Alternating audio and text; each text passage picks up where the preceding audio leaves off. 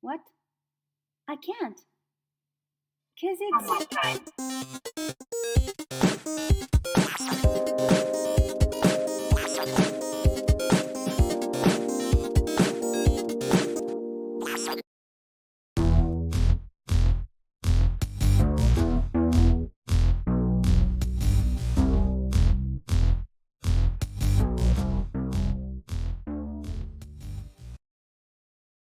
Antti, not only are you a cybersecurity professional, but you actually have a cool hobby that we're going to talk about today.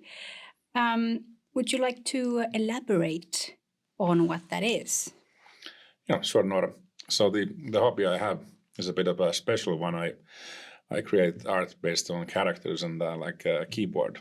Like and in the old times, people used to do that kind of thing with typewriters and stuff. But well, now you have computers and everything. So yeah, that's the ANSI and ASCII kind of art that people really dig. Yeah, in some circles. Yeah, what made you start the whole hobby, being inspired? What made you find yourself from doing these pieces of art? That's a fairly good question. Had a Commodore 64 maybe in 85 or something. I was 6 years old. Yeah. I tried my luck with those kind of things, but it didn't really work out. So I wonder why. Yeah, well, I was probably mostly focused on eating crayons and stuff back then. But anyway, so the fast forwarding to like maybe 94, 95, 93 actually. So I got to know these BBSs, bulletin board systems, that existed like as a communications network before the World Wide Web became a bit famous or caught fire. So 95, I established my own bulletin board system, which is still online. Okay. People could call it with their own modems and their own PCs. It's not on modem anymore; it's on Telnet. But of course, when I established my BBS, I had seen some BBSs. They had cool art on them, and that's where ANSI and ASCII art comes in hand, because you could display those things with a terminal program. Yeah. I didn't know people who would draw me any cool pictures, so I had to try myself. Eventually, I started to draw cool pictures, but the first ones I can still remember. They don't exist anymore. But they don't exist anymore. I don't think so. It's been hard drive crashes and misfortunes. Okay. Yeah. How does creating art impact you personally? Do you get something out of it? Is it like a channel for you to express yourself? What does it mean to you personally? It used to be like a thing for seeking fame and fortune in the underground computer scene, especially in underground art scene kind of thing. If your art was displayed in cool places, or I don't know, 20, 30 years ago when computer piracy was still a big thing. If you drew an info file, let's say it's a file with a header and picture and then information about the copied and removing of the copy protection of a game, then you would get famous. If a famous group would use your artwork in those things and that sort of thing, and famous BBSs, you could get access to BBSs if you drew art for their system operators and so on. Nowadays, it's more like just a thing to clear my head sometimes. Yeah, we all need some spaces or channels to vent ourselves out, regardless of the outcome of being art or music or any kind of art. Can you walk us through your creative process? How do you conceptualize and execute your pieces? Where do you start from? From an idea, obviously, but I just started thinking about it. Maybe, of course, it starts from from a blank page. Sometimes I do a bit of a sketching on paper and with pen or pencil, and maybe some markers, colored markers and stuff. I have like tons and tons of different kind of markers and paint thingies at home. I could probably keep one kindergarten happy for 1 month or so, but I still stick onto the keyboard. But I usually start sketching something, and I mainly draw logos these days, like ASCII logos. Okay, yeah. Because I suck at drawing pictures, and so do I. You really start to do something those kind of things that you're good at. So stick with them. Yeah, but I start with like columns of things, divide things by a word with 8 characters. I just divide the screen, but in pieces of 8 or something, and then go from there. Yeah. Have you faced any challenges, or when you get to know your own creative process, do you have any kind of like hurdles or blockers or any challenges that are always consisting or keep on appearing? Yeah, sure. Like with everything, there's like this. My wife said that there's this Christmas tree idea. When you have your Christmas tree, you're putting up your Christmas tree before Christmas, and then you have this vision of Christmas tree being like in cartoons or movies and stuff, like really full of all these glass spheres Ornaments, and ornaments and stuff, candles and so on. It looks like straight from the movie, and then you do it by yourself, and then you're so disappointed because it didn't really live up to the expectation that you have. Yeah. So I might have something in my mind about on a logo, and it's basically about skill. Just there's some tricks and some use of black space, for example, which is also a running joke. But I suck at doing shadows and pictures, so I tend to avoid those kind of things. That's the slogan for a T-shirt. I suck at drawing shadows. Where do you find inspiration? Is it like you see something and then you're like, okay, I need to do this, but as a logo or something? Well, it's inspiration, and then there's people. I publish my stuff in Twitter, or used to. I moved to Blue Sky thanks to the changes in the ownership, which I didn't like. So I post my stuff there, and sometimes someone messages me that, hey, could you draw me a logo for this and this kind of thing? Yeah. There's been I've drawn a picture on a magazine in Finland called Scrolli. I drew there. It's almost 10 years ago, I think now. Okay. It was a nice thing with snowmen tossing snowballs on a computer in the forest and whatnot. But sometimes people just ask that, could you draw me a picture or draw me a logo with these kind of colors, or like green or purple things and so on, and maybe there's a theme. Like someone has a BBS called Dark Castle or something, so could you draw a dark castle in the background or something? So Dark Castle it is, and then draw a logo underneath it. How long does it take for you to produce an art piece? Are we talking about days, hours? Sometimes if I just want to clear my head in the morning when I draw these so-called Amiga ASCII logos and stuff, I search for someone in Facebook. I search for someone who has a birthday today. So let's say Jani has a birthday today, so I draw Jani in the most simple way, and then just slap colors on it, and then post on Jani's Facebook wall like, "Congratulations, Jani, here's a birthday card." And Jani is your friend, not a random person. Just made up name. I don't know anyone who's called Jani. Okay. I thought that this is what you do. You pick up random people and no, just random friends. Random friends. Random friends, and then that takes 5 minutes. If I draw a complete picture, like with say 80 characters wide and 25 lines tall, then it might take a few hours. Some of the things that I've drawn, they've been several hundred lines long, and then they actually take several nights or several evenings from a week. Can you list some of the most recent art pieces and artwork you've produced, and something that are well known for a normal individual like myself? Actually, can't list many of the most recent ones.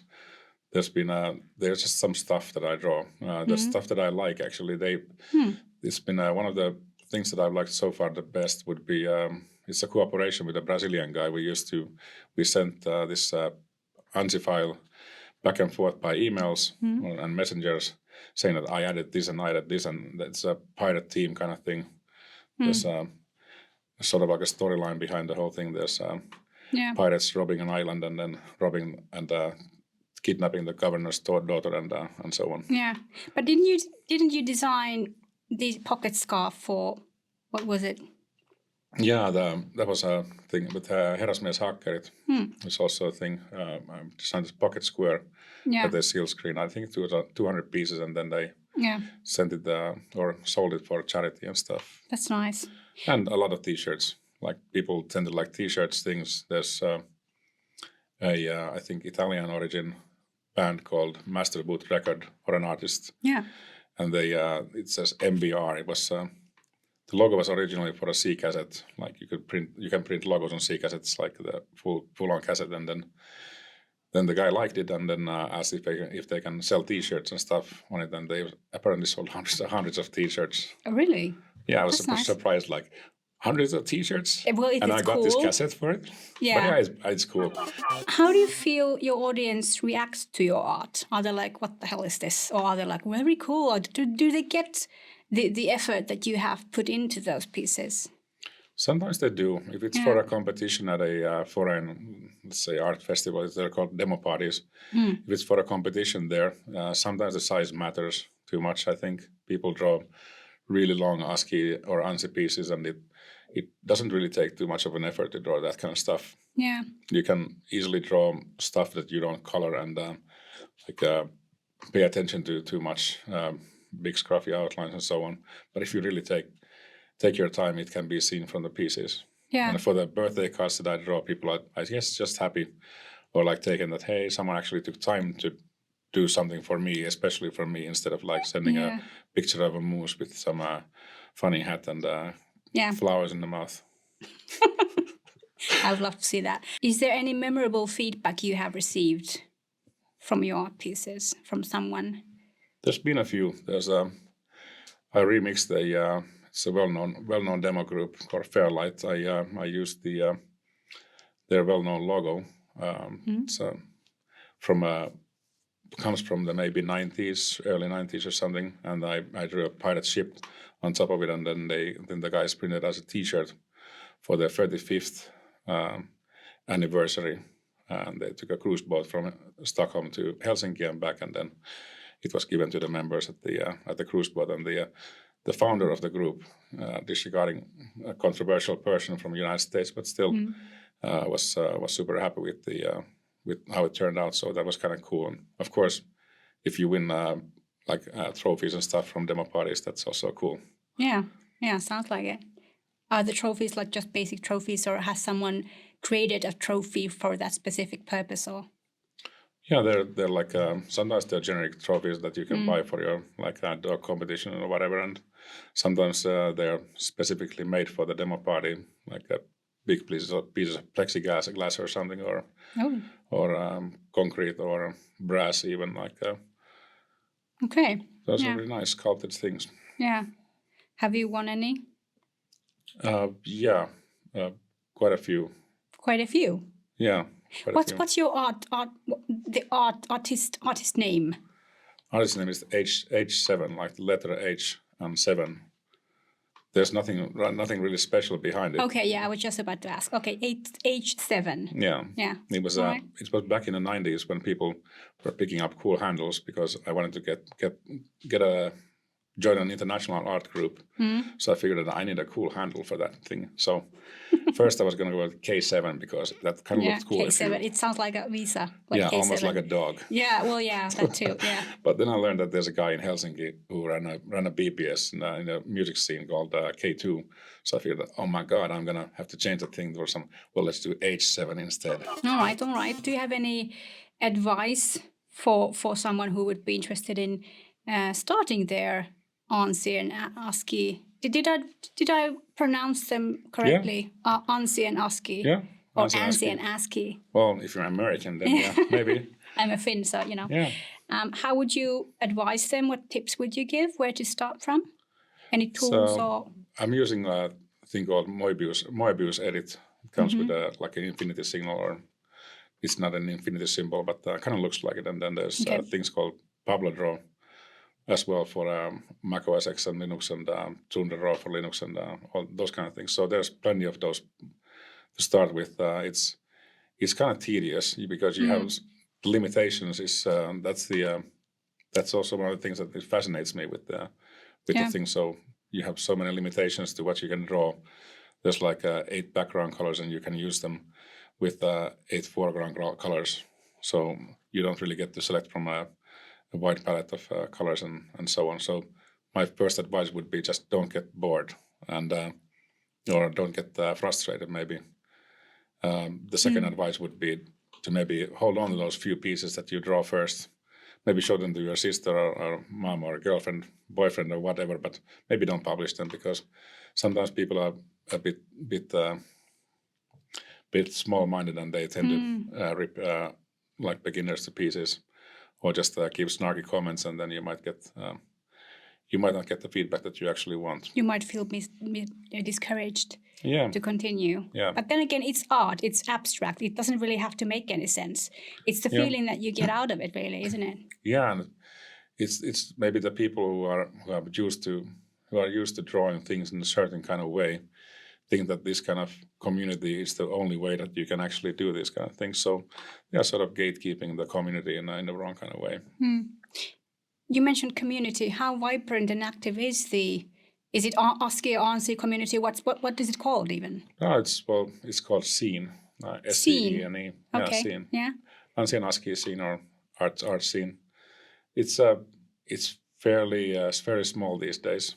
But then there's people who are doing stuff in other things in the demo scene. It's larger concept, like an umbrella concept maybe. So people are trying their skills on ANSI and ASCII as well.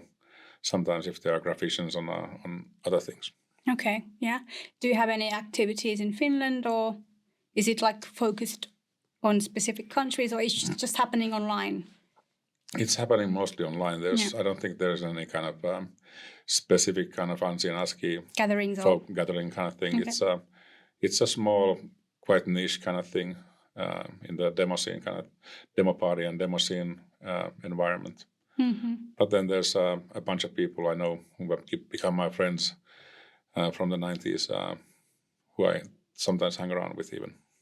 Even hang around with? Even hang around sometimes. with real life, not just online. Okay, yeah, IRL friends. All right, let's move on to a fun part of the episode. It's called Word Prompt. I will list you 10 different words, all related to the episode's theme. And your task, I assign you to come up with anything that pops into your mind first. Hence, Scary. Word Prompt. Scary, yeah. Let's start. Simplicity. Beauty. Challenge. Accepted. Motivation. Excellence. Satisfaction. I'm going to go with beer. Beer. Yeah. So Antti, I'm craving your for a task was to list... Okay, forget about it. Okay. Fifth, creativity. Madness. There's a thin line between creativity and madness. Yeah, yeah. Time consuming.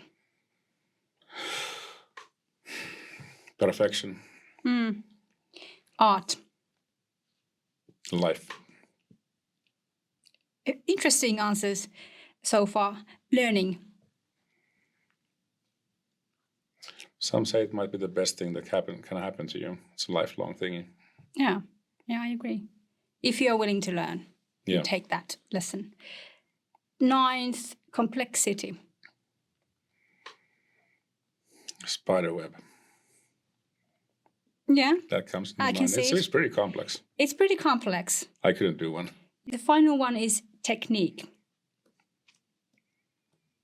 Unique. Unique technique. It's just almost like you're rapping. Yeah, unique technique. Unique technique.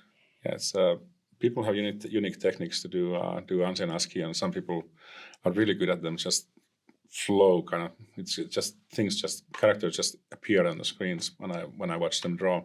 Yeah. For me, it's like constant trial and error, and then you clip on things, and then you copy and paste things, and then you try to see, oh well, this character doesn't match at all. Let's get rid of the R and then redraw the whole thing, and it's and that's your pro tip, how to edit. So don't do it like me.